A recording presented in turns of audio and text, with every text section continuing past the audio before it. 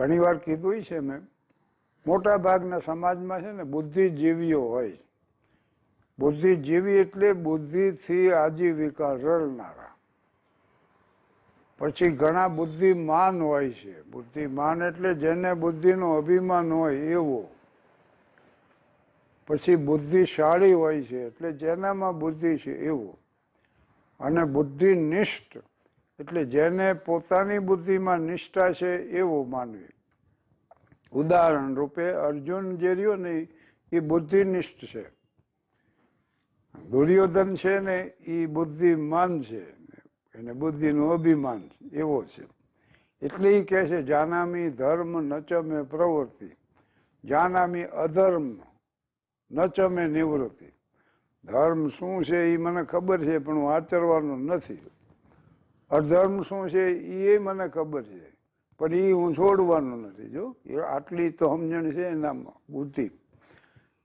એટલે ધર્મ આ કર્મનિષ્ઠ જે બુદ્ધિનિષ્ઠ માણસો હોય, કર્મનિષ્ઠ હોય પાછા, તો એની એક સરળતા એ હોય છે કે એને જ્યારે એમ લાગે ને કે હું માનું છું એ ખોટું છે, આ કહે છે આમી વ્યક્તિ એ સાચું છે, ત્યારે એ તરત એનો સ્વીકાર કરી લે. એટલે અર્જુન દલીલ બધી કરે છે, રક્તરંજિત સિંહાસન ઉપર નથી બેસવું, ના સગા સંબંધીઓની હત્યા કરીને મારે આવા લોહિયાળ સિંહાસનને શું કરવું. આપણને એમ લાગે કેટલી ઉમદા વાતો કરે છે આ. પણ કૃષ્ણ કહે છે તું પ્રજ્ઞાવાન જેવી વાત કરેશ પણ તું પ્રજ્ઞાવાન નથી, સમજાઈ લે પહેલું. અને આ વૈરાગ છે કે વિષાદ છે એટલું જ એને જાણવું. તો સ્વજનો સામે હતા એટલે આ વિષાદ આવ્યો. અર્જુન તો કંઈક ને મારી નાખ્યા જીવનમાં. શુદ્ધ ક્ષત્રિયનું ઉદાહરણ હોય તો અર્જુન છે. એને દલીલો કરીને સામે કૃષ્ણે એને સમજાવવાની શરૂઆત કરી. પહેલા અધ્યાયથી, ગીતાજીના પહેલા અધ્યાયથી 18મો અધ્યાય આવ્યો ત્યારે કૃષ્ણે કીધું કે યથા ઈચ્છસી તથા ગુરુ, હવે તને ઠીક લાગે એમ કર. અને અર્જુને કીધું કે કરીશ્યે વચનમ તવ, તમે કહેશો એમ કરીશ. ત્યાં સંપૂર્ણ શરણાગતિ આવી. Total submission to the will of Allah આ કુરાને શરીફનો સારાંશ છે. અને સંપૂર્ણ શરણાગતિ કરીશ્યે વચનમ તવ આ ગીતાજીનો સારાંશ છે. તો એને તરત એની વાત સ્વીકારી દીધી, પોતાની વાત છોડી દીધી. તો ધૃતરાષ્ટ્ર હારે ને સાંભળતો, એને એ અસર થવી જોઈએ ને, પણ એ બુદ્ધિનિષ્ઠ નહોતો. આ વાત નીકળી એટલે યાદ આવ્યું, મહાભારતનું યુદ્ધ શરૂ થવાનું હતું ને એની આગલી સાંજે એક જિજ્ઞાસુ આવ્યો અને દાખલ થયો ભીમના શિબિરમાં.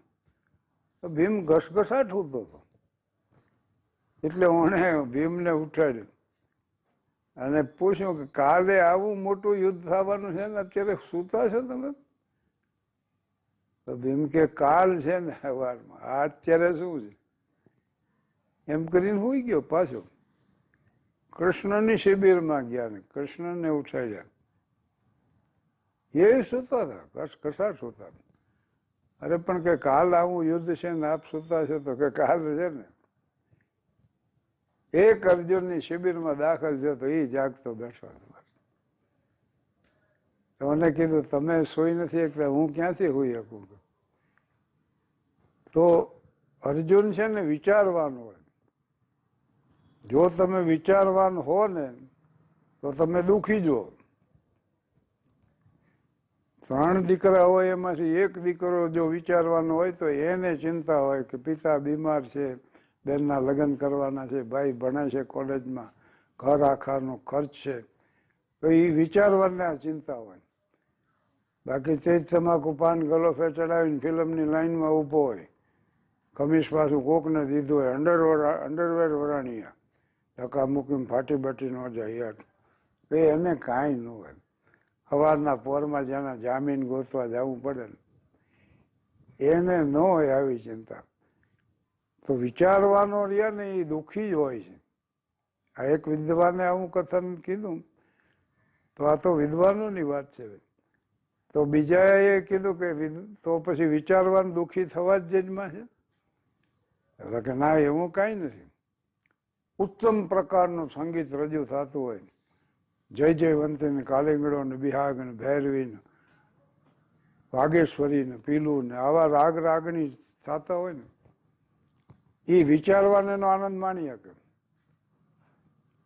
હરમાન હેસનું સિદ્ધાર્થ જેવું પુસ્તક હોય, કે લા મિઝરેબલનું વિક્ટર યુગો હોય, કે મનુભાઈ પંચોળી દર્શકનું ઝેર તો પીધા છે જાણી જાણી હોય, કે ફરીદુદ્દીન અત્તાર સાહેબનું મુસ્લિમ માટમાં હોય, તો એનો આનંદ વિચારવાન માણી શકે.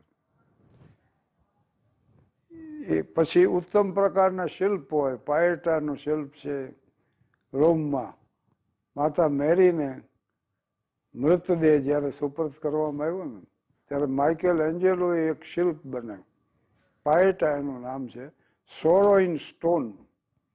પણ જગતનો શ્રેષ્ઠમાં શ્રેષ્ઠ શિલ્પ છે. અને માતા આમ જોઈ જ રહે છે મૃતદેહ તરફ પુત્રના, પણ જગતભરની વેદના એમાં ઠલવાયેલી.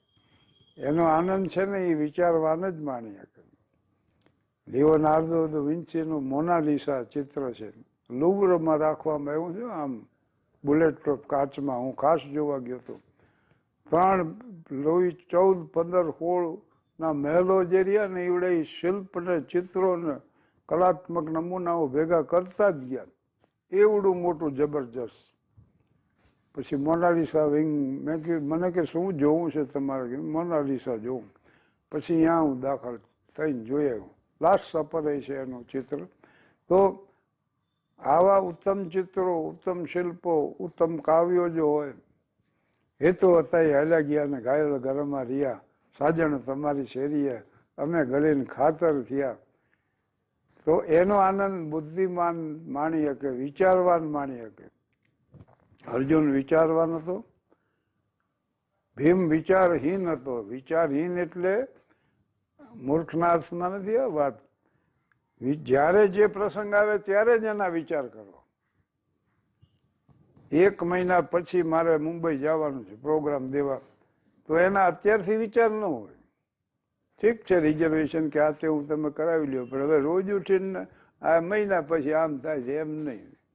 એ જ્યારે જે પ્રસંગ આવે એ જ વખતે એના વિચાર કરવાના હોય. એવી એની ભૂમિકા હતી. યુદ્ધ હવારે છે તો હવારમાં જોયું જાય એમ. અને કૃષ્ણ તો નિર્વિચાર ભૂમિકાએ પહોંચી ગયેલા. એને વિચાર કરવો હોય તો કરે, ન કરવો હોય તો ન કરે.